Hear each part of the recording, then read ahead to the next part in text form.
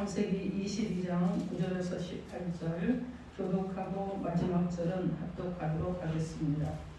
하나님이 그에게 일러주신 곳에 이른지라 이에 아브라함이 그곳에 제단을 쌓고 나무를 버려놓고 그의 아들 이삭을 결박하여 제단 나무 위에 놓고 손을 내밀어 칼을 잡고 그 아들을 잡으려 하니 여호와의 사자가 하늘에서부터 그를 불러 이르시되 아브라함아 아브라함아 하시는지라 아브라함이 이르매 내가 여기 있나이다 하매 사자가 이르시되 그 아이에게 내 손을 대지 말라 그에게 아무 일도 하지 말라 내가 내 아들의 독자까지도 내게 아끼지 아니하였으니 내가 이제야 내가 하나님을 경외하는 줄을 알아보라.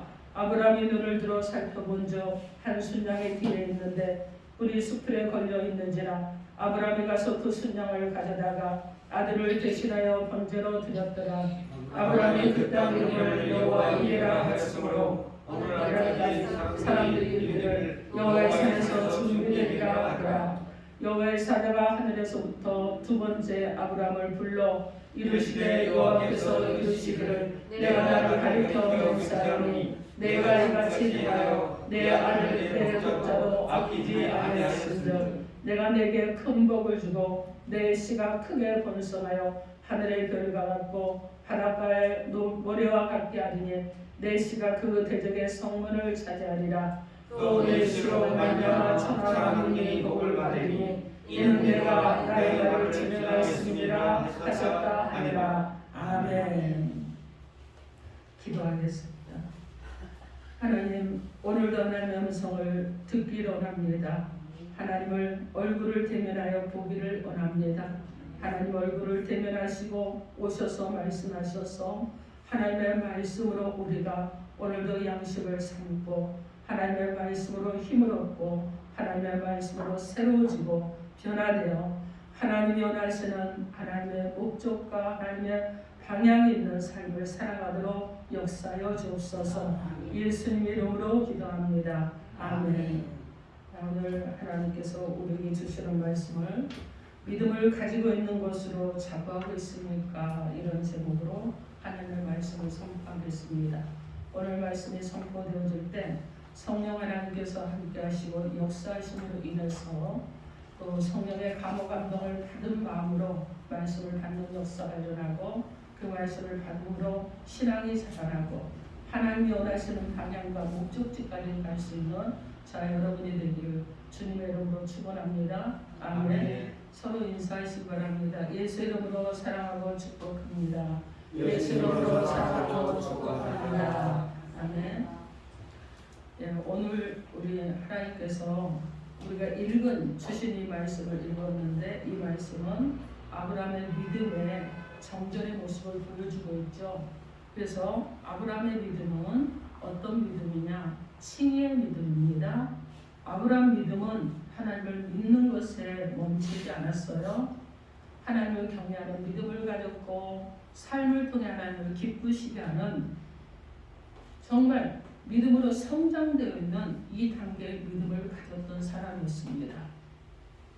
여러분, 오늘 우리의 믿음이 내가 예수를 믿고 구원을 받아서 하나님의 자녀가 되었다고 하는 칭의의 믿음, 하나님의 자녀다고 하는 칭의의 믿음을 가졌다는 것으로 자부하고 있는 이런 믿음 가운데 있는 것으로 그치는 것이 아니라 하나님을 기쁘시게 해드리고 하나님을 경외하고 하나님 주신 삶의 방향과 목적지를 따라서 살아가는 저와 여러분이 되어야 될 줄 믿습니다.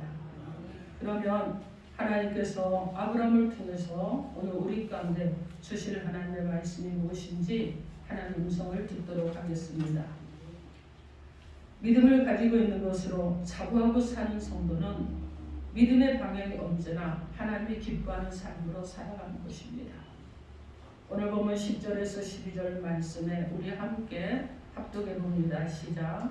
손을 내밀어 칼을 잡고 그 아들을 잡으려 하니 여호와의 사자가 하늘에서부터 그를 불러 이르시되 아브라함아 아브라함아 하시는지라 아브라함이 이르되 내가 여기 있나이다 하매 사자가 이르시되 그 아이에게 내 손을 대지 말라 그에게 아무 일도 하지 말라 내가 내 아들의 독자까지도 내게 아끼지 아니하였으니 내가 이제야 내가 하나님을 경외하는 줄을 아노라.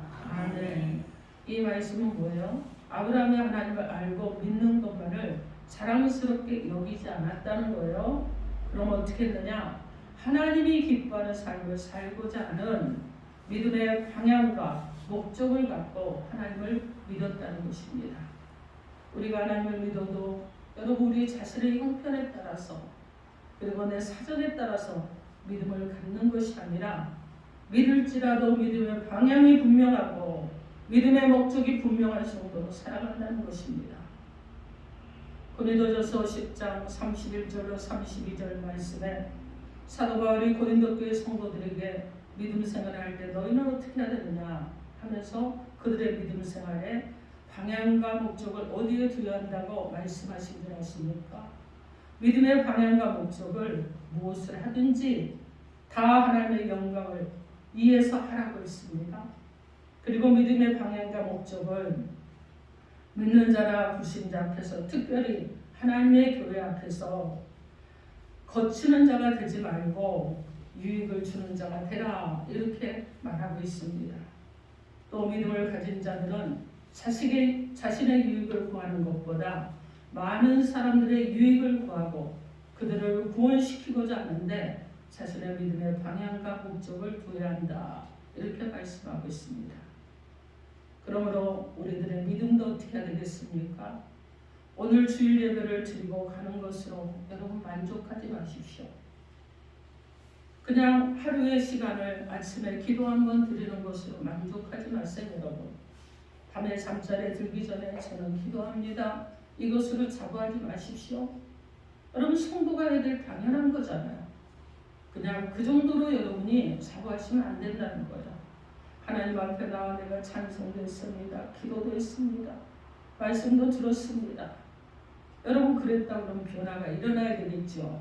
어떤 변화가 일어납니까? 나의 믿음의 방향성과 나의 믿음의 목적이 새로워져야 된다는 말씀이에요. 어떤 방향으로 우리가 변화돼야 됩니까? 여러분 그냥 믿음을 갖고 있는 것으로 나 구원받은 것으로 오늘 속한 자가 아니죠. 무엇을 해야 됩니까? 사명으로 일어난 자들이 되어야 되는 것입니다. 우리를 불러주시고 구원해 주시고 그 하나님께서 우리의 삶을 통해 기쁨을 드리는 믿음을 가지고 날마다 자라나는 성도 그리고 자라나서 하나님을 기쁘시게 드리고 경외하는 것만으로 끝나는 것이 아니라 사명을 감당하는 성도로 성숙되어져 가야 된다는 것입니다. 오늘 말씀에 나오는 아브라함의 믿음이 믿는 것으로 만족하지 않고 그는 삶을 통해서 하나님을 기쁘시게 하는 자리까지 나갔습니다. 자신의 믿음을 자라게 하는 믿음이었다는 거예요. 그러면 오늘 말씀에 나오는 아브라함의 믿음이 어떤 믿음이라고 말씀하고 있습니까? 하나님께서 말씀하시는 듣는 귀가 열려 있었어요. 하나님께서 자신에게 유익을 주는 말씀이 아닐지라도 그 말씀에 순종하는 귀가 열려 있었습니다. 마음이 열려 있었어요. 따지지 않았습니다. 계산하지 않았습니다. 이렇게 하고 이렇게 할 거야 하지 않았어요. 어떻게 합니까? 말씀하시는 순종함으로 하나님을 기쁘시게 하고 그리고 하나님을 경외하는 이런 믿음 생활을 했다는 것입니다. 그런데 우리의 믿음은 어때요? 우리는 어떤 자리에 머물고 있습니까? 우리의 믿음의 수준이 어느 정도예요? 우리의 믿음을 한번 가늠해 봐야 되겠죠. 하나님이 기뻐하신 일 좀 하자는 부탁을 받게 되면 지금 당장 말하기 좀 곤란해요. 내 일정을 좀 후에 기도한 후에 가족들과 상의 좀 해본 후에 말씀드리겠다고 하고 여러분 은근히 피하고 이럴 때가 있지 않습니까? 그런데 아브라함의 믿음은 어떤 믿음이었어요? 그렇지 않았죠. 100세에 얻은 아들입니다. 너무나 귀해요. 소중하고 존귀합니다. 제가 저희 딸을 소중하고 존귀한 딸이라고 핸드폰에 이름을 넣어놓고 다니는데 우리 집사님 보니까 보배롭고 존귀한 아들이더라고요. 그래서 목사 닮아가는구나 그랬는데 보세요. 얼마나 귀해요. 그죠? 얼마나 존귀합니까 내 자녀. 저는 39에 난 딸이요. 정말 금쪽 같아요. 너무 귀해서. 그런데 여러분 가끔 제가 태클도 걸고 은근히 그냥 뭐라고 하고 좀 그럽니다. 근데 아브라함도 여러분 어떻겠어요? 백세나 돼서 얻었으니 오랫동안 못 얻던 아들이잖아요. 근데 얼마나 귀하겠어요. 정말 이 아들 때문에 기쁨의 삶을 살고 이 아들이 있기 때문에 내 인생이 행복하다고 말하고 이렇게 하면서 살았을 것입니다. 그런데 오늘 본문 2절 말씀에 보면 여호와께서 이르시되 내 아들 내 사랑하는 독자 이삭을 데리고 모리아 땅으로 가서 내가 내게 일러준 한 산 거기서 그를 번제로 드리라 이렇게 말씀합니다. 이 당시에는요 몰렉에게 여러분 몰렉이라는 제사를 지내는 자들이요 어린아이를 제물로 드리는 이런 어떤 전통들이 있었어요. 그 지역의 종교가. 자 그랬는데 하나님께서 지금 아브라함에게 내 아들도 드리라는 거예요. 하나님의 갑자기 여러분 어떻습니까? 우상의 하나님이 되어버린 것처럼 그렇게 말씀하셨어요.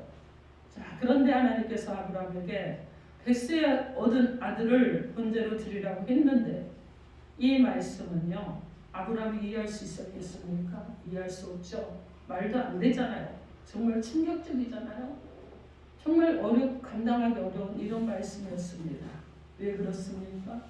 창세기 17장 1절에서 6절 말씀에 보면 하나님께서 아들 하나 없이 살던 아브라함에게 내가 너를 크게 번성하게 해주겠다고 약속을 하십니다. 그리고 내가 너를 여러 민족의 아버지가 되게 해주겠다고 하셨어요.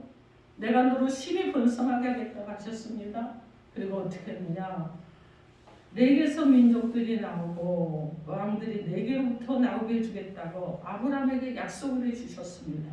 그런 하나님이셨어요. 그런데 지금 어떤 일이 일어났느냐?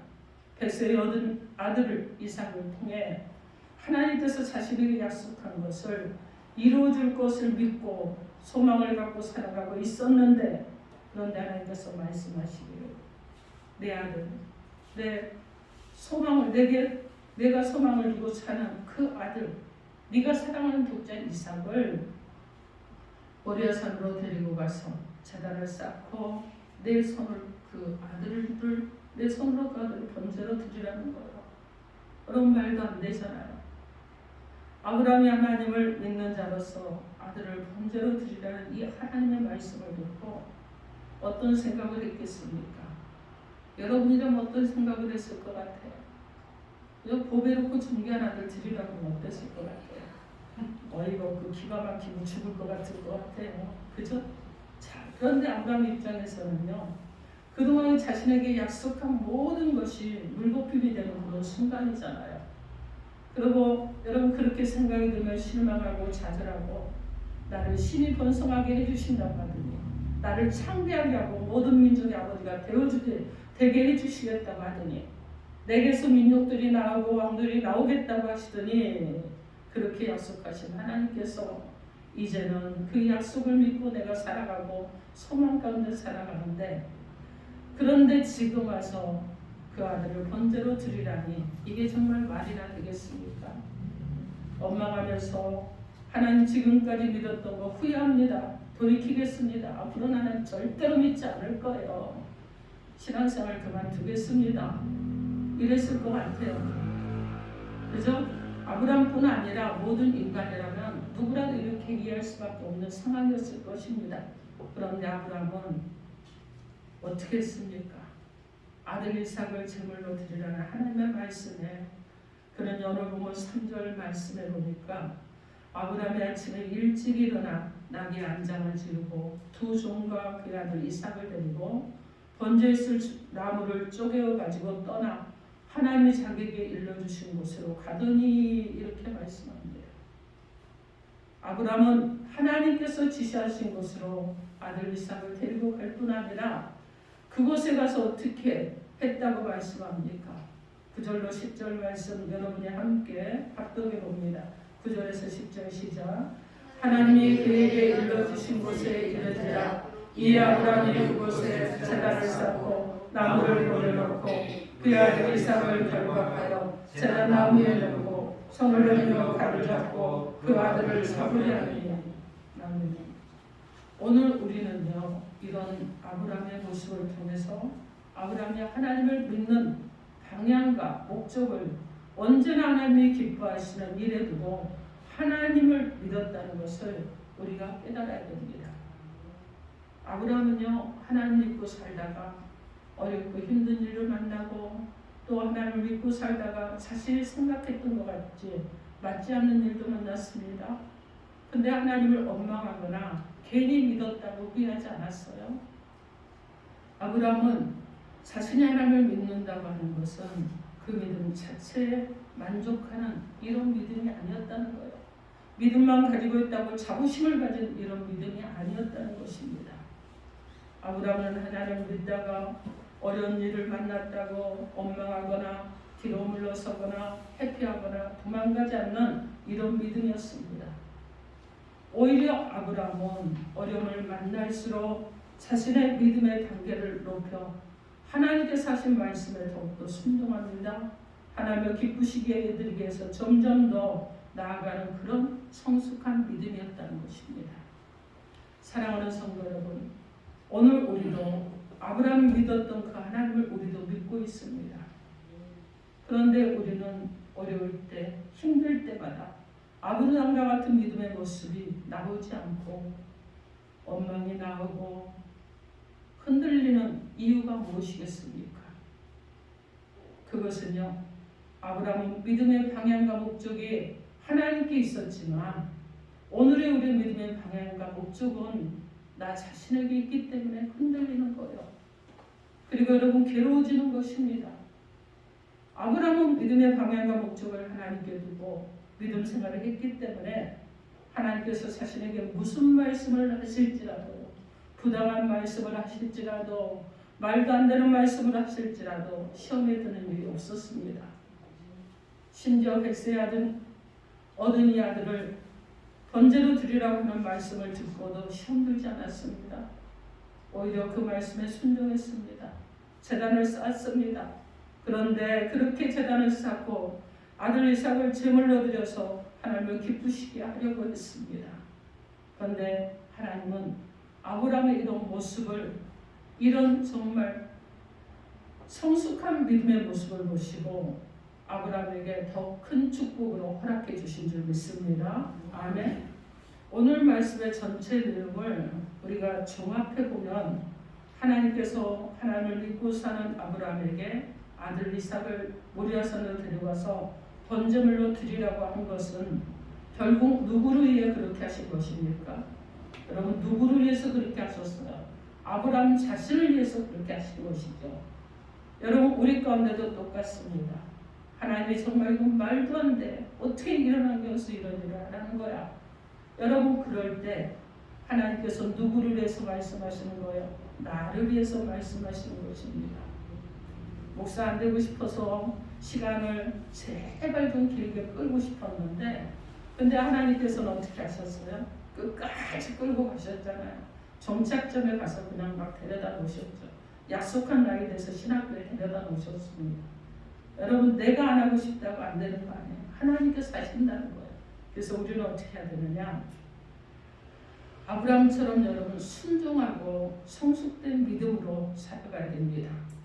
여러분, 하나님께서는요, 오늘 본문 18절 말씀에 이는 내가 나의 말을 준행하였기 때문이라 이렇게 말씀하는데 이 하나님 말씀을 준행했기 때문에 아브라함에게 여러분 어떻게 합니까? 여호와 이레의 축복, 내 씨가 크게 번성하고 내 씨로 말미암아 천하 만민이 복을 받는 그런 자가 되게 하셨다는 것입니다. 아브라함은요, 하나님의 말씀하시면 그 말씀을 누구를 위해 하시는 말씀인지 여러분 그 말씀에 귀를 기울일 줄 아는 사람이었어요. 하나님께서 고향 친척 아비 집을 떠나라고 할 때도 사랑하는 아들 이삭을 번제로 드리라고 하는 하나님의 말씀을 듣게 될 때도 하나님께서 나에게 축복을 주시려고 나를 이끌어 가시는구나 하고 하나님의 말씀에 귀를 기울이고 그 말씀을 알아듣고 순종을 했다는 것입니다. 여러분, 우리는 어떻습니까? 하나님께서 말씀을 하시는데 하시고 또 하고 또 하고 아무리 말씀을 하셔도 왜 말씀을 하시는지 그 말씀을 귀 기울여 듣질 않아요. 그리고 여러분 어떻게 하고 반복해서 말씀하시면 듣는데 순종하는 것에 더디다는 겁니다. 예배, 전도, 기도, 11조, 감사, 충성해야 된다고 하나님께서 교회를 통해서 말씀하십니다. 그렇게 말씀하시지만 그 말씀에 귀를 기울이지 않고 못 알아듣는다는 거예요. 그런데 아브라함은 그 말씀의 말귀를 잘 알아듣고 순종을 했다는 것입니다. 여러분, 왜 우리는 하나님께서 말씀하시면 하나님의 음성을 잘 듣지 않고 그리고 그 말씀을 깨닫지 못하는 이유가 무엇 때문입니까? 그것은요, 우리의 믿음 생활의 방향과 목적을 하나님을 기쁘시게 하는 데 두지 않기 때문이에요. 누구에게 두느냐? 자기 자신의 유익을 위해서 두기 때문이라는 것입니다.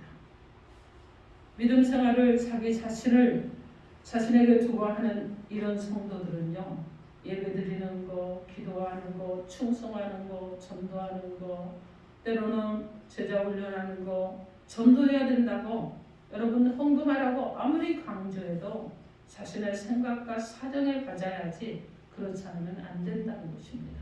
안 한다는 거예요. 사랑하는 성도로 구원 받으셨습니까? 구원 받으셨습니까? 아멘. 구원 받은 것에 여러분 만족하십니까? 여러분이 믿음이 있기 때문에 믿음을 가지고 있는 것으로 자부하고 있습니까? 여러분, 이 정도 여러분의 믿음의 수준이 머무르지 않기를 바랍니다. 이제 여러분은 변화되어야 되겠죠. 새로워져야 됩니다. 여러분이 믿음을 가지고 있고 내가 하나님을 믿는 그리스도인이라는 자부심이 있으면 우리는 예수님께서 우리에게 명령하신 사명으로 일어나야 되는 것입니다. 그래서 이전에는 우리가 믿음만 가진 것으로 정말 만족했지만 이제는 예수님께서 우리에게 말씀하신 사명을 이루기 위해서 일어나는 자, 그 사명을 또 이루기 위해서 우리가 여러분 어떻게 합니까? 헌신하는 자들로 세워지는 역사가 일어나야 되는 것입니다. 나를 구원하신 예수님께서 여러분 안에 지금 계시는 거예요. 그리고 어떻게 합니까? 구원받은 것에 만족하지 말고 하나님께서 기뻐하시는 삶을 살아가시기를 바라신다는 것을 기억해야 됩니다. 로마서 8장 5절로 6절 말씀에 육신을 따르는 자는 육신의 일을, 영을 따르는 자는 영의 일을 생각하나니 육신의 생각은 사망이요 영의 생각은 생명과 평안이다. 이렇게 말씀합니다. 사랑하는 성도 여러분, 육신의 생각 때문에 믿음 생활에 장애를 받고 있습니까?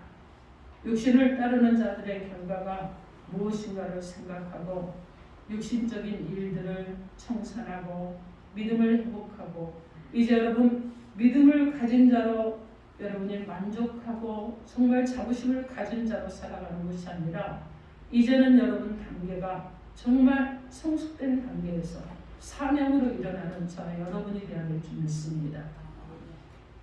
오늘 하나님께서는 믿음을 가지고 있는 것으로 자부하고 있습니까? 물으십니다. 그러면서 우리 가운데 말씀하셨습니다. 우리의 믿음의 방향에 언제나 하나님을 기뻐하는 삶이 되어야 됩니다. 그리고 믿음의 단계가 성숙되어져서 사명을 감당하는 자 여러분으로 변화되고 새로워지는 역사가 일어나야 될 줄 믿습니다. 아멘. 여러분 믿음 생활에 너무 만족스러워하지 마십시오. 도전하고 일어서려면 그 정도로 만족해서는 안 된다는 거예요.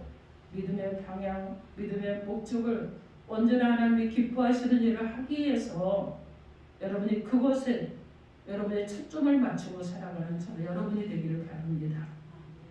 아브라함이 믿음의 방향과 목적을 하나님께 두었을 때 어려운 일을 만나도 믿음으로 말씀에 순종했고 그리고 축복을 향해서 나아갈 수 있었습니다.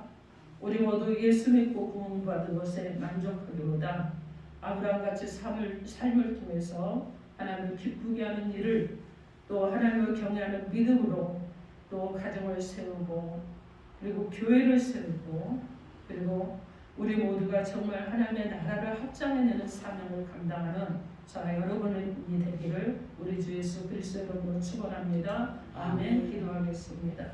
오늘 여러분에게 주신 메시지가 있습니다. 주여 삼창하고 여러분 개인에게 주신 메시지를 붙잡고 통성으로 기도합니다.